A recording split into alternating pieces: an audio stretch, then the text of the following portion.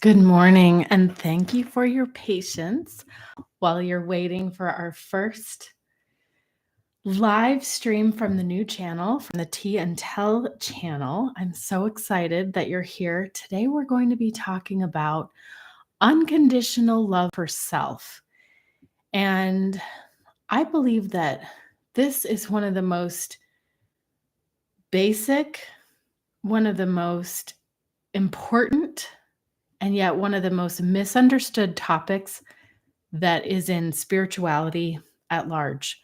So let's get right into it. First, I'm going to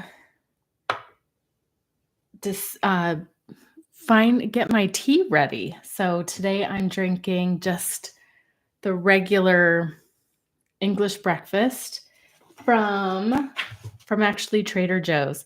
I'm working on another video for my other channel called Multiple Curiosities, where I do an entire afternoon tea just with things that I find at Trader Joe's. So that's a fun one, and that's coming soon. I'm going to move my tea over here. And I have this new cute little tea tray that I will try to lift up a little bit so you can see. I need a lens so that you can see everything that I'm doing. And then still, I think when you can see what I'm doing here, my head looks really tiny. It looks weird. So we're doing our best. All things in good time. All right. So unconditional love for self.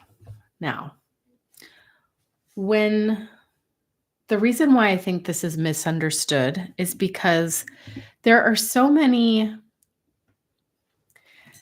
a lot of spiritual practices out there, particularly religion, where self-love is either ignored at best or condemned at the worst. Okay, so I grew up in a religion where, it was a Christian religion, and Christ said,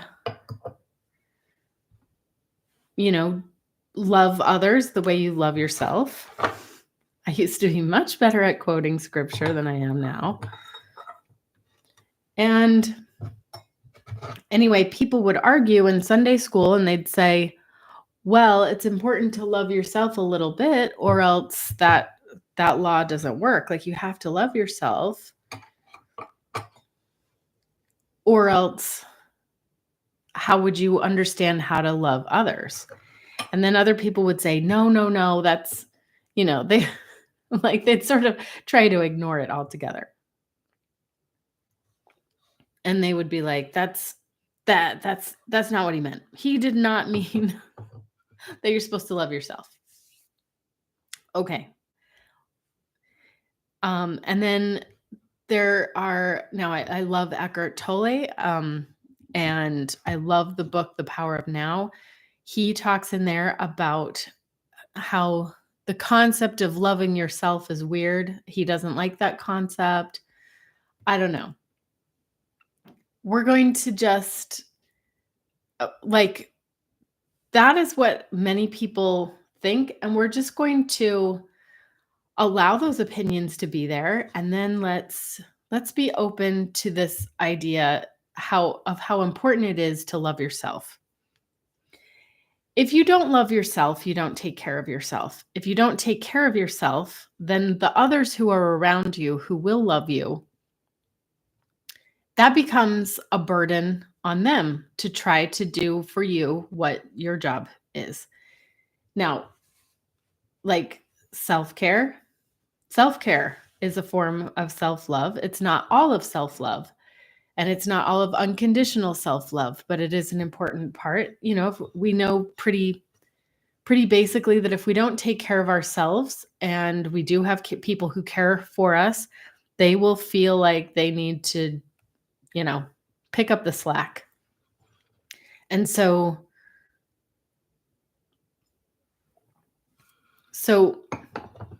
in a way, not taking care of yourself and not loving yourself is kind of a selfish thing to do. It's more selfish. Like the least selfish thing to do is to love yourself and to take care of yourself.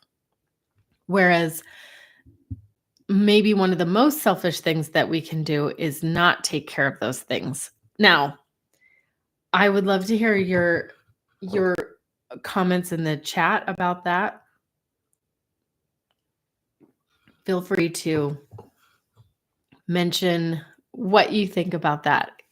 I think it's controversial because a lot of people in their fear of lack will create scenarios or create rules and things for society to live by that are selfish for them. So,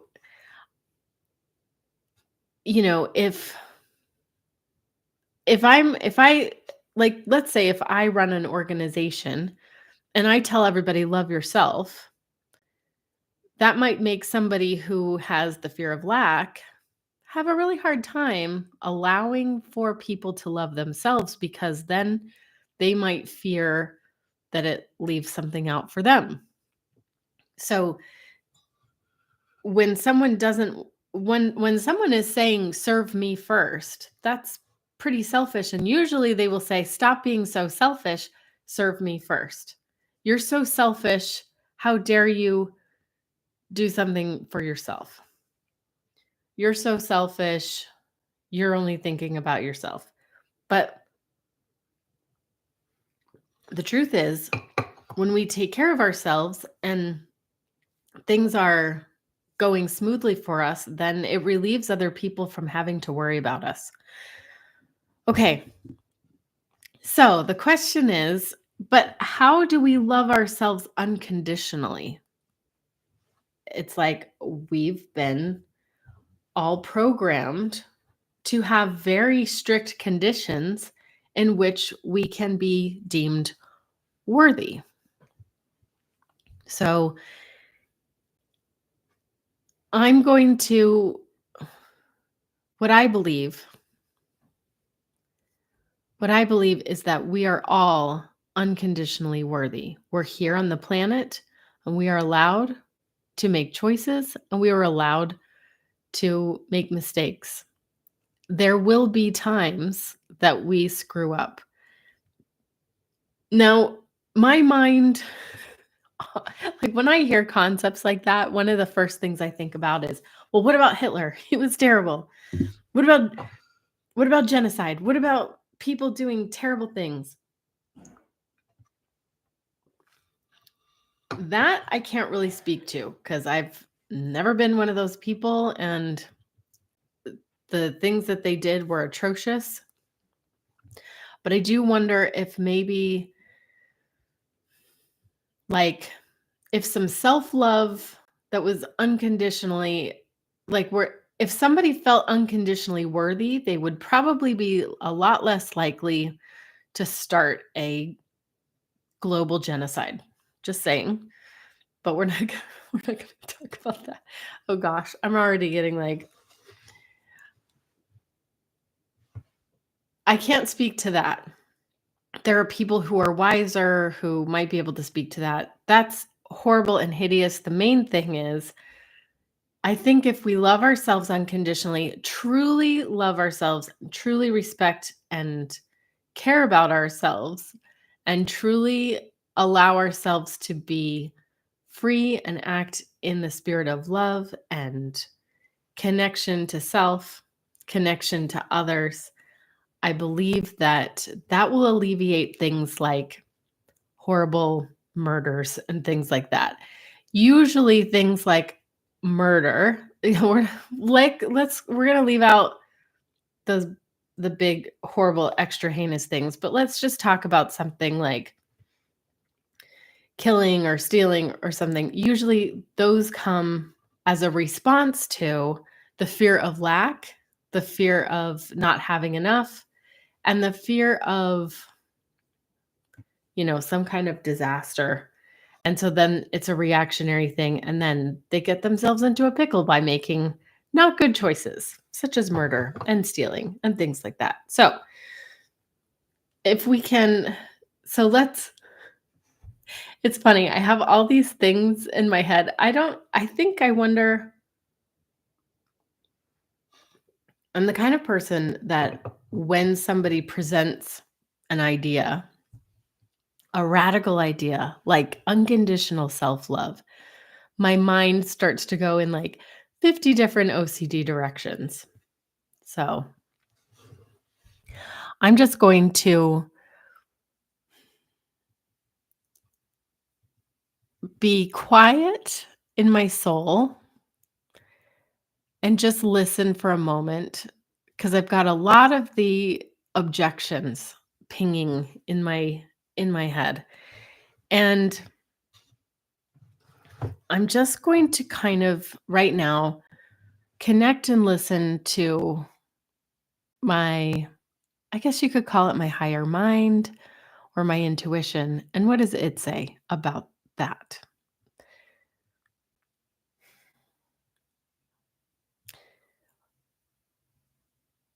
When we're talking about unconditional self love, we are talking about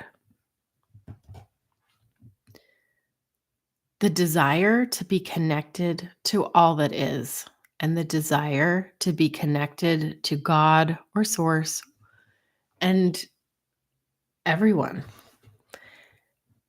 And when we are able to truly feel that we are worthy to exist, that we belong on this planet, that we belong in this universe, and we are a part of something, and that the something, the all that is, would not be complete without us because we exist. And if we didn't exist, then all that is would not be all that is.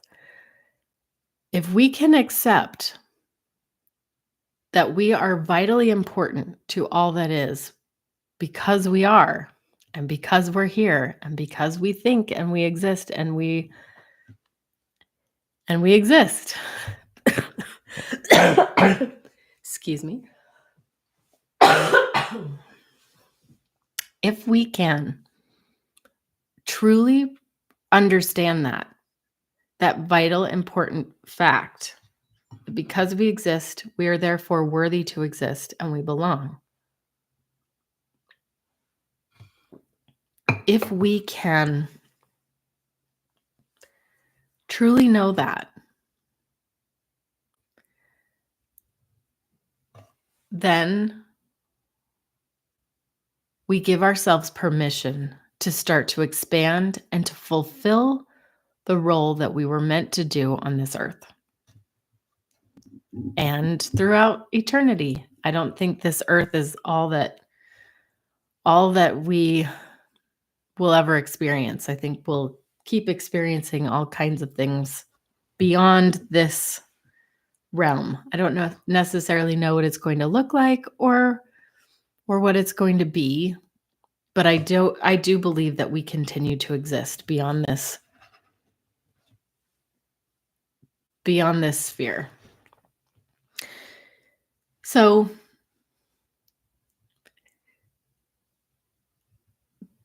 that's why it's so important because we do exist. And if we can't move forward in the ways that we feel like we were meant to move forward, then we're just stuck. And that's okay too. There's a voice in my head going, "But what about the people?"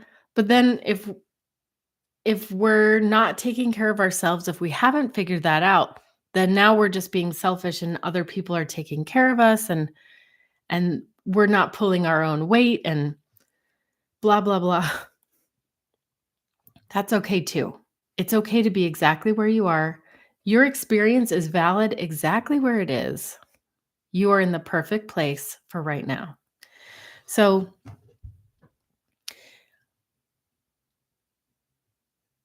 there's a book that I got recently, and I would show it to you here, but I lent it out to someone at work and haven't gotten it back. And it is called Love Yourself Like Your Life Depends on It. And if you can hear the end of that sentence is because it does. Love yourself like your life depends on it because it does. And how do we love ourselves? So, okay, that was a lot of setup. Now let's talk about how to do it. One of the simplest ways in this book, Love Yourself Like Your Life Depends on It, he gives very like it's the whole book is almost I can summarize it right now. You simply tell yourself you love yourself, and it starts simply with words. So, you find a mirror and then you set a timer. This is one of the practices that he does. You set the timer for 5 minutes and then you look right at the mirror, and for 5 minutes you say, "I love myself. I love myself. I love myself. I love myself." And on it goes. And he said that it's definitely 100% going to feel weird and strange and ridiculous because it's gonna feel stupid, it's gonna feel awkward, but he insists, "Just do it." And you say that for 5 minutes. You do it for 5 minutes, and then you turn off the timer. And when he did this, he said that he did this for a little while because he was feeling suicidal at one point, and then you can read about it in the book, but everything turned around when he decided to love himself. No matter what, he decided that that was the answer, and he was going to love himself. And by doing that, it started to change everything. And then so he would do that in the mirror, and then throughout the day, he would sort of shape his own little practices for himself. And things like just saying, "I love myself," in his head. Like whenever he found himself kind of aimless in his thoughts, he would redirect those thoughts to telling himself that he loved himself. And it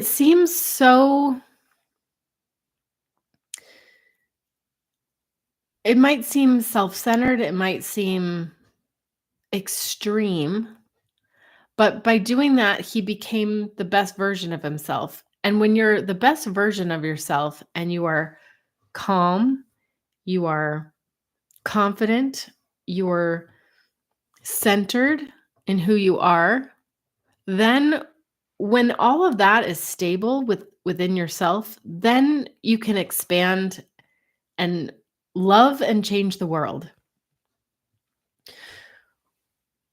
So that's one way to do it, just by saying so.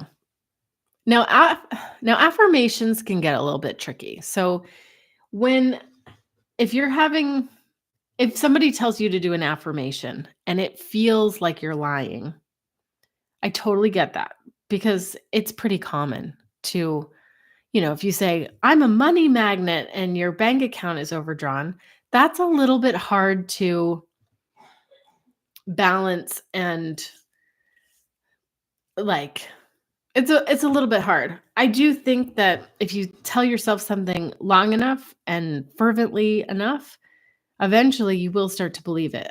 However, sometimes it is helpful to bridge that gap. I mean, if you have a highly resistant part of yourself that just keeps going, "But it's not true. It's not true. It's not true." Then here, try this instead. This is a what if question. So, anytime there's an affirmation that you think sounds like a good affirmation and you want to be true, just simply put the words "what if" at the beginning. What if I love myself? What if I love myself? What if I love myself? What if I am amazing? What if I can do this? What if I try to do this thing that I've been afraid of and it works out anyway? What if it works out perfectly? What if I get this amazing job? What if money starts coming to me in amazing ways? What if money comes to me in ways that I've never expected before? What if I have ideas today? What if I have an idea today that will change my life for the better? What if I follow that idea? What if I choose to love myself? What if I choose to love myself And what if by loving myself, it makes everyone else's life around me that much better? Okay, so sit with that for a little bit.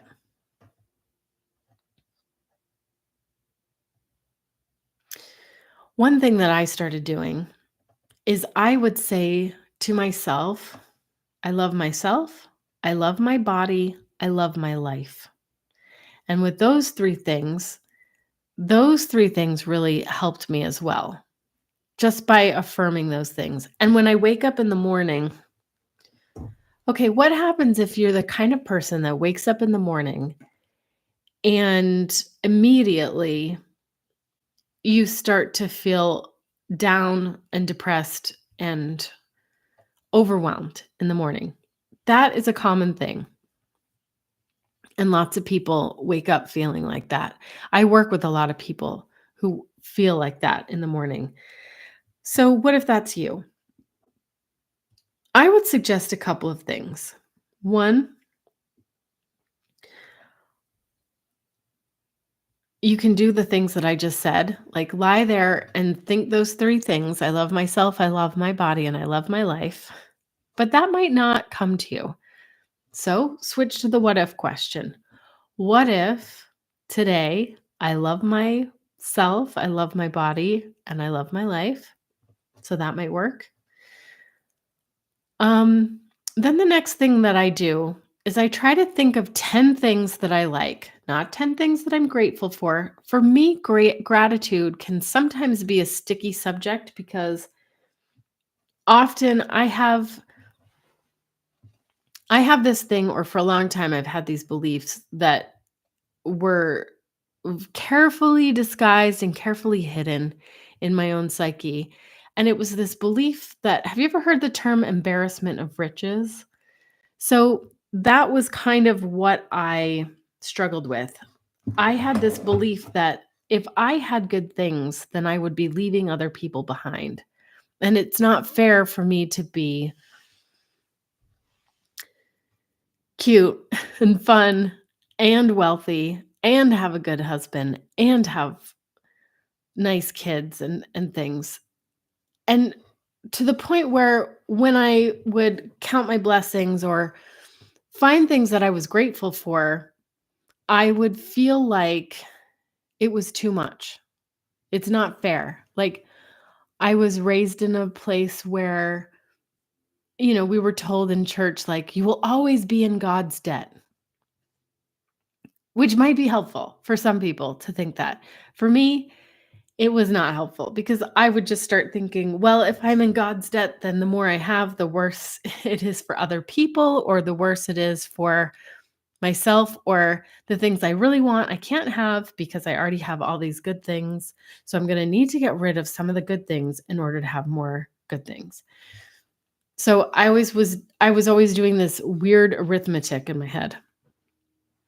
But gratitude for a lot of people can feel a little two-sided. Like, "Oh, I'm so grateful for water." What about all those people who don't have nice clean water? "Oh, I'm so grateful for this shower." Yeah, because if you didn't have the shower, you wouldn't, you know, think about all the people who don't have what you have. So, it can be a little sometimes gratitude can be a little dicey for certain people, like myself. But I found something really helpful. Abraham Hicks suggests to do it this way. Rather than use gratitude, use appreciation and I like. So rather than go, I'm so grateful for the birds outside, I like those birds outside my window. I like those beautiful trees. I love my bed. I love how I feel in the morning in my bed. I love it so much I don't want to get out of bed, but I love how nice this feels inside under the covers here. So that's another thing that I do in the mornings. So I will list 10 things in the morning that I like, not that I'm grateful for, but I'm also grateful for them, but just that I appreciate. I find 10 things to appreciate, and I don't care if they're the same 10 things every morning. All I need to be doing is putting myself in the place of appreciation. That helps. And And then it can help too to try saying the words, because let's say I like them, but I can still feel myself not receiving that love, or like it's not fully integrated somehow. So when I do that, one thing that can help me, I've found, is when I'm listing the things that I like. For example, I really like how nice and cool the air is from the open window. I can say, and I receive that.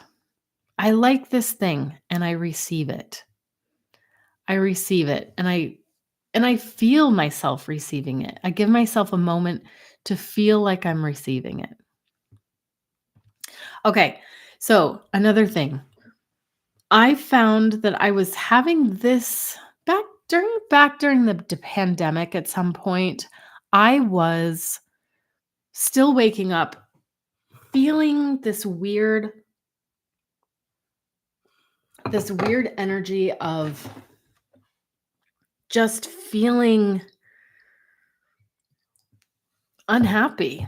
Like waking up and just feeling like I couldn't do it. Or let me think, what was it? Yeah, just like it was sort of like the depression and anxiety of being alive. And I had this feeling every morning, and I was doing all those things, and it still didn't seem to be working. And then I had heard this concept of, multiple versions of yourself. So I had this idea one day, like, what if there's another version of me who wakes up and does feel happy? She's probably not that different than me, but she feels happy in the morning and she doesn't feel so overwhelmed and down.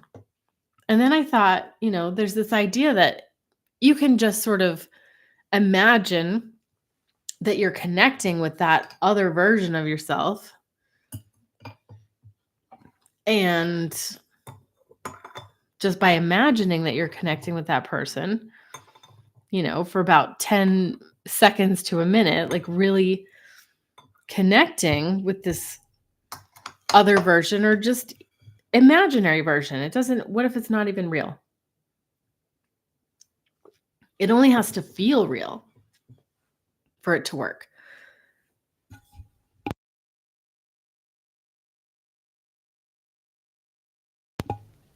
All right, I'm back. So that's what I did.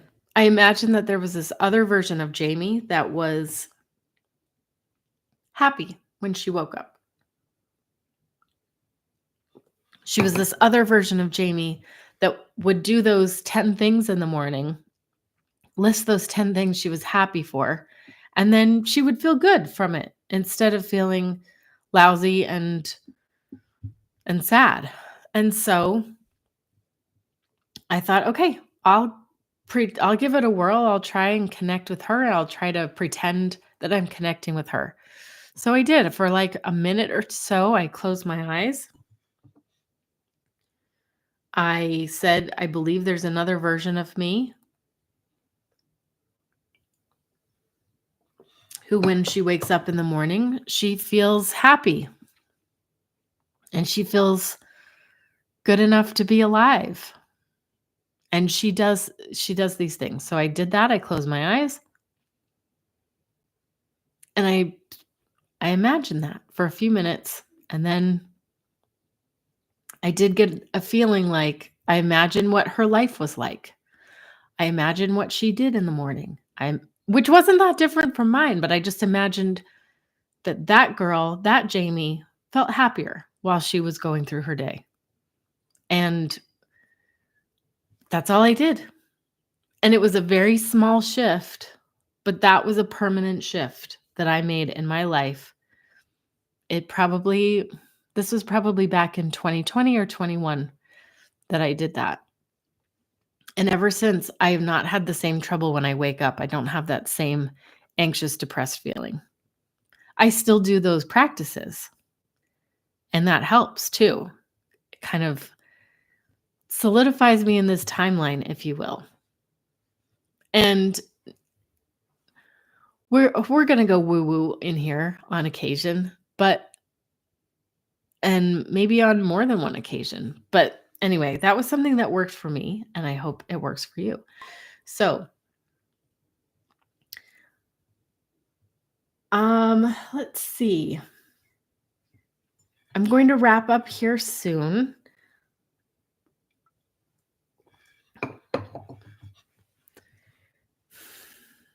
But if there were any other pieces of advice on how to love yourself unconditionally.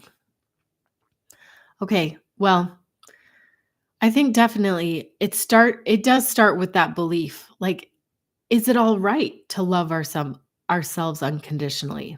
Is it allowed?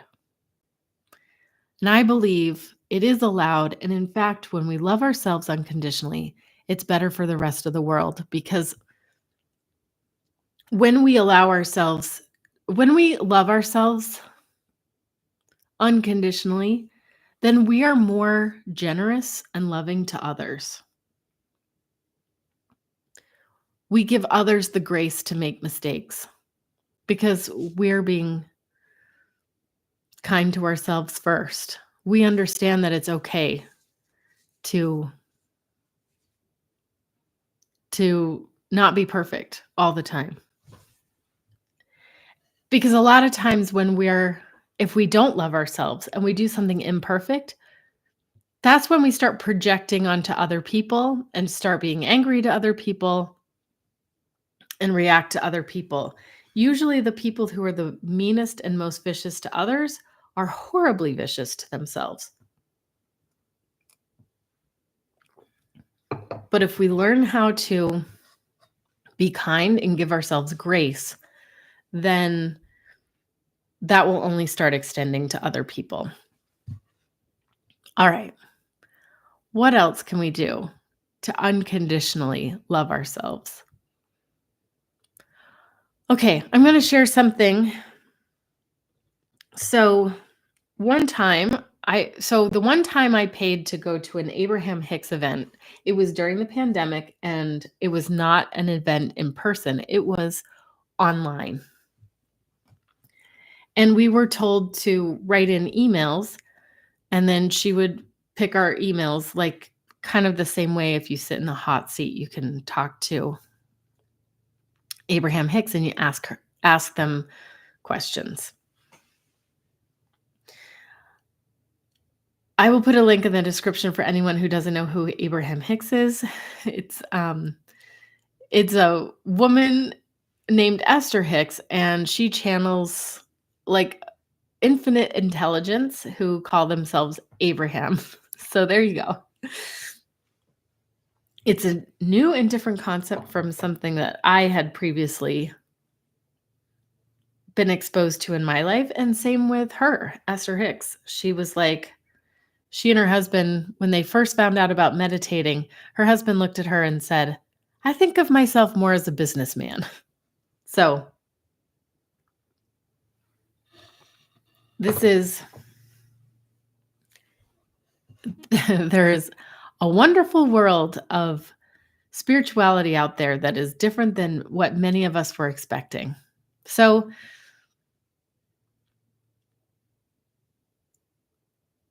okay, so where was I? I was at an Abraham Hicks event.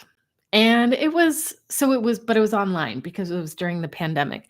So I wrote in my email, the question was, what does it feel like to be worthy? Because there is this idea in spirituality where basically if you can conjure the feeling of what it is that you want, then you're halfway there. Once you start to conjure the feeling, then the universe will sort of line up to what you've created in your mind. So you sort of create this thing, you visualize how you feel, you visualize what your life will look like, and then you start acting as if that's already happened, or you start believing that it's already happened. And then the universe has no choice but to line up and do the thing that you've created in your mind. And I had asked, what does worthy feel like? Because I didn't really know. I knew what it felt like to be conditionally worthy. I knew what it was like. I had, in the religion that I had, we actually had a list of worthiness questions. If you did all these things, then you were worthy of not necessarily heaven, but worthy to, go to church and participate fully in church. And so I knew what it was like to be worthy. All I had to do was do the things, and then I was worthy.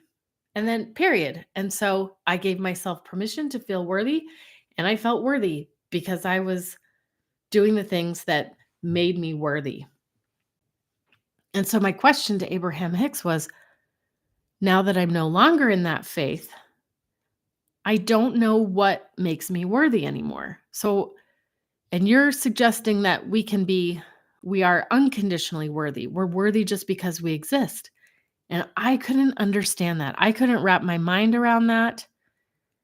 And I just wanted to know if I could, but I knew that if I could conjure the feeling, then I could line up to that feeling and then things could start changing in my life.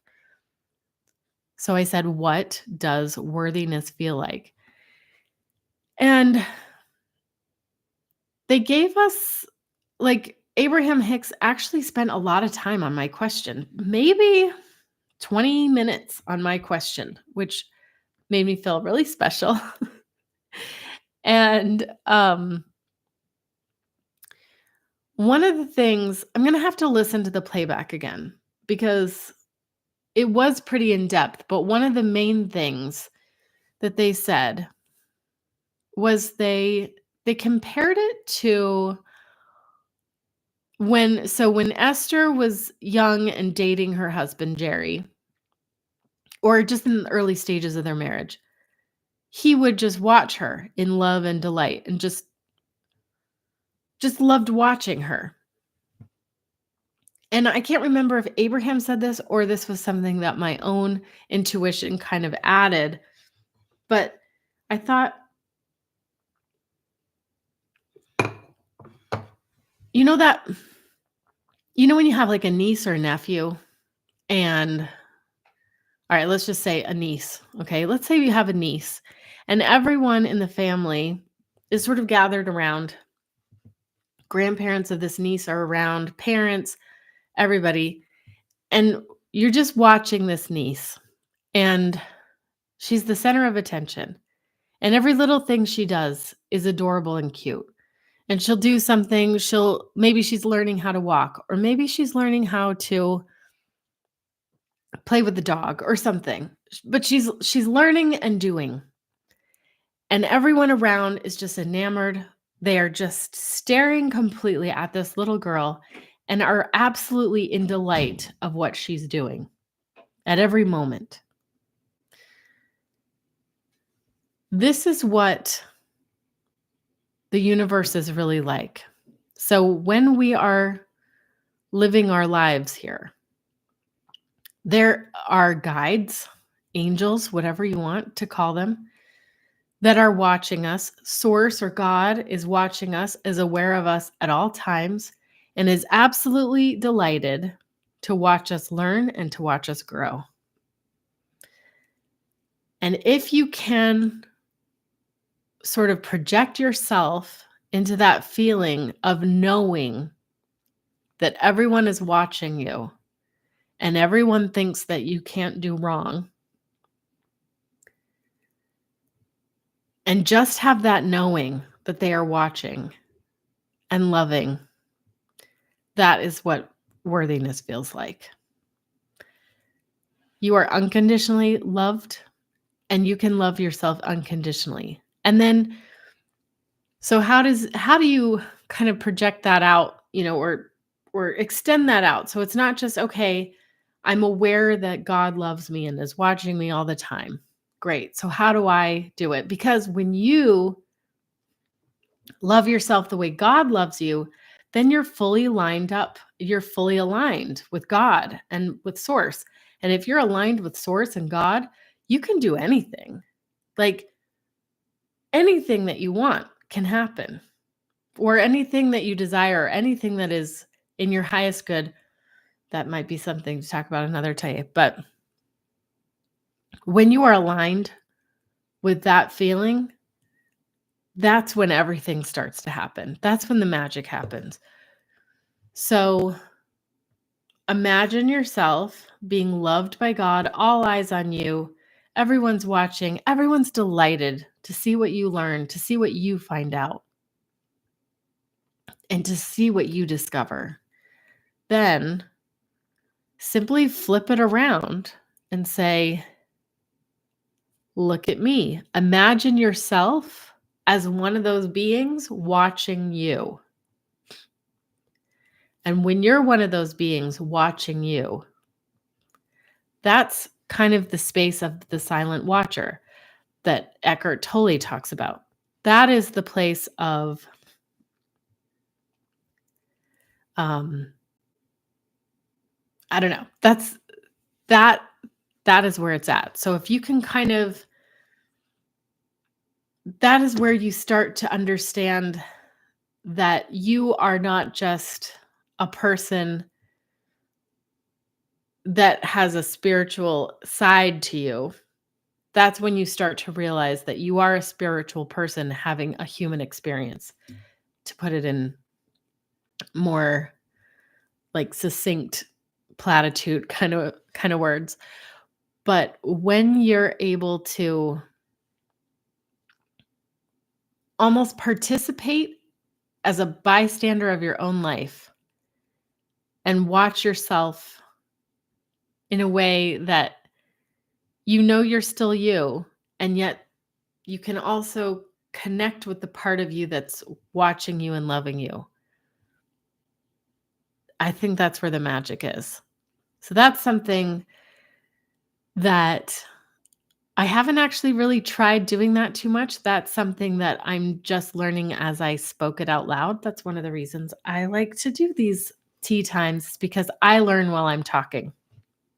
All right, so I'm going to leave you with that, and I'm going to try that today and do my best to the way to do it is you just use your imagination. So I'm going to imagine that I am not only myself having this experience and I'm here with my like GoPro living my life, but I'm going to start imagining watching myself from another vantage point, but watching myself from a loving, unconditionally loving vantage point, the way a family would watch the new grandbaby do her thing, like hang out and be adorable, and just let yourself watch yourself as if you were every bit as adorable as that little girl. Because guess what? You are. So thank you for tuning in today. And I'm excited to meet with you again tomorrow. So I think this 9:30 slot works. And I will see you tomorrow. And please make comments and let me know what you'd like to talk about tomorrow. All right. Have a wonderful day. And I am going to learn how to stick the landing much better on these. Remember, you are worthy of all the love in the universe.